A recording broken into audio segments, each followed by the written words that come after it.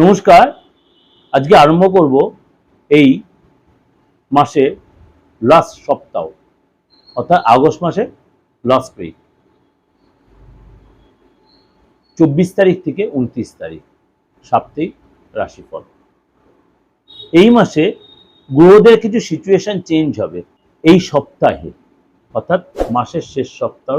এই সপ্তাহে আমাদের হিন্দুদের একটা বড় উৎসব রয়েছে। এই সপ্তাহে আমরা জাতি ধর্ম নির্বিশেষে সবাই এই উৎসবে সামিল হব। আশা করি সবাই বুঝতে পারছেন কি উৎসব। রাখি বন্ধন, রাখি উৎসব, অর্থাৎ ভ্রাতৃত্বের বন্ধন। এই সপ্তাহেই সেই উৎসব রয়েছে এবং এই পূর্ণিমার দিন, রাখি পূর্ণিমার দিনই আবার চন্দ্রগ্রহণ রয়েছে। সেটা নিয়ে আলাদা আমি আলোচনা করব যে সূতককাল বা সেটা আমাদের ভারতবর্ষে দৃশ্যমান কিনা, কখন থেকে কখন, বা রাখিতে ভদ্র সময় কোনটা, অর্থাৎ ভদ্রকাল কোন সময়, কখন রাখি পড়ে, সেটা আলোচনা একটা দেবো, আপনাদের নিশ্চয়ই দেবো। আজকে সেফ আলোচনা করব এই সপ্তাহটা গ্রহ রাশির সিচুয়েশন অনুযায়ী 12 রাশির ক্ষেত্রে কি এফেক্ট দেবে। চলুন তাহলে আলোচনা করি। অর্থাৎ এই সপ্তাহে 20 আগস্ট অলরেডি হয়ে গেছে, অর্থাৎ লাস্ট সপ্তাহে শনি মীন রাশিতেই বক্রিয়, সেটা আপনাদের কাছে প্রোগ্রাম কিন্তু অলরেডি প্রেজেন্ট করেছি। সেটা লাস্ট উইকে হয়ে গেছে, তার এফেক্টটা তো দেবেই। এবং 22 আগস্ট এটাও হয়ে গেছে, তার এফেক্টটাও দেবে। 22 আগস্ট বুধ কর্কট রাশি থেকে ছেড়ে সিংহ রাশিতে গিয়ে ত্রিগোই যোগ তৈরি করছে। আমরা আলোচনা করব কিন্তু 24 তারিখ থেকে, অর্থাৎ এই এফেক্টগুলো পাবেন। এবং সূর্য রয়েছে তার নিজ রাশিতেই, অর্থাৎ সঙ্গে ত্রিগোই যোগ তৈরি হচ্ছে, বুধায়িত্ব যোগ তৈরি হচ্ছে।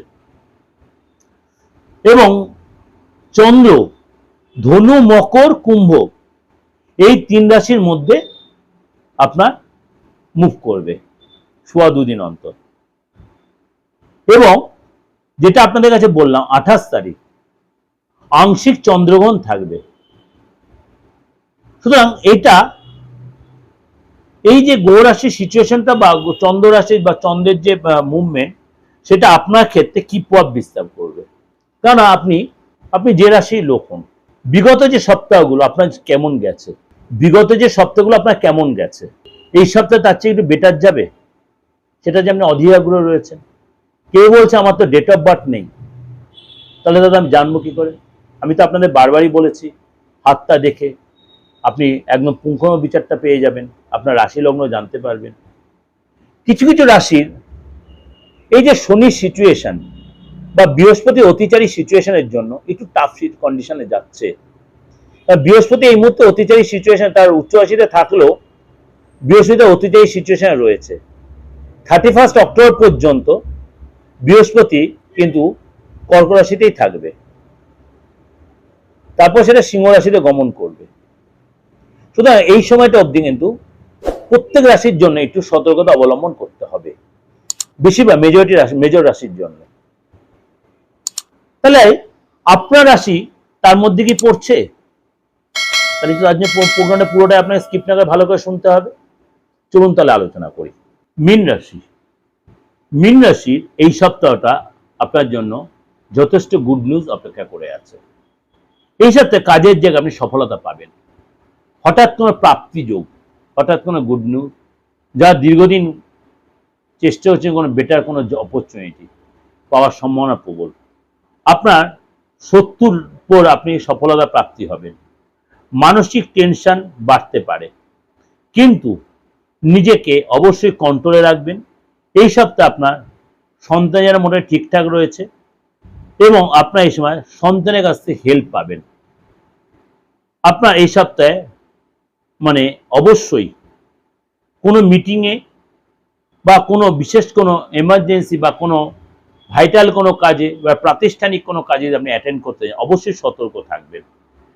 শত্রুরা আপনার প্রতি প্রেশার ক্রিয়েট করতে পারে, চাপ সৃষ্টি করতে পারে। অর্থ লাভের সম্ভাবনা রয়েছে।